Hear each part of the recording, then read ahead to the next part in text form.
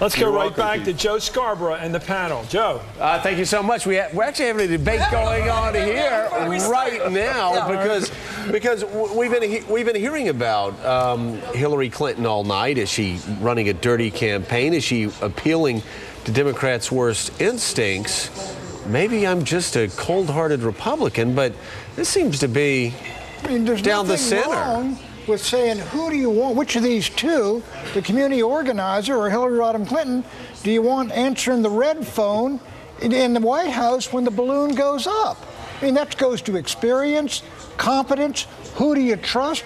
That's what campaigns are all about. Why does that appeal to fear? That appeals to fear. There's a reason that phone rings insistently throughout that ad. It rings insistently. You worried about it. You're looking at sleeping children. It's telling you, it's raising the specter that those children will not be safe, and that's supposed to motivate your vote. That is a fear-mongering campaign ad. Well, I am not. Do you think we live in a world where our families and our communities and our country are not at risk? No, but listen, if you're trying to make voters make their decision because they are afraid, that's a different thing than asking to make voters make their decision based on their best hopes for how we deal with the threats to the country. Who do you trust with the safety and security of the country? What do you do when you're afraid? That's what this is. Are you talking about Ahmadinejad or Osama bin Laden?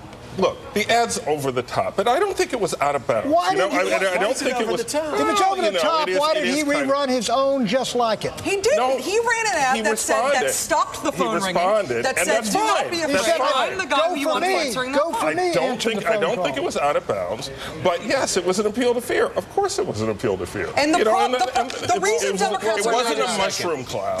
So it was okay. I don't understand. It's an appeal to fear. It's an appeal to. Does anybody on this panel not believe that we Americans are at risk?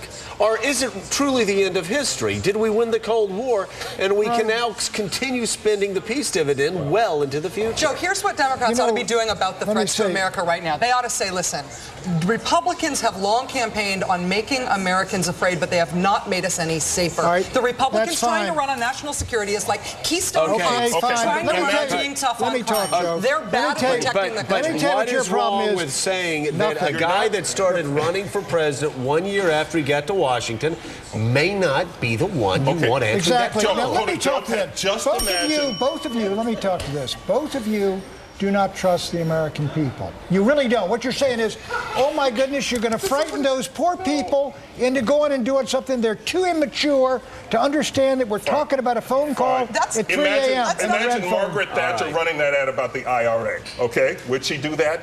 No. Well, listen, she should do it because, I mean, it's a good ad. She's one that can deal with the IRA. She's one that deals with the Cold War. And you got some wimpy laborite against her? Of course you run that ad. Populists will always do what's right by the nation. Unbelievable, Pat. The teacher is ringing the bell. We'll go back to him now. There we go. Once again. Keith has a little bell, and he enjoys playing with it. He will be riding his bicycle around during the break. Back to Chris and Keith. No, that's not what that means, Joe. That means fries are up. Chris and I will return in a moment. At the top of the hour, polls will be closed in Texas and Rhode Island. Results may be coming momentarily. Certainly on the Republican side, we may have some characterizations for you. MSNBC's Decision 2008 coverage returns right after this.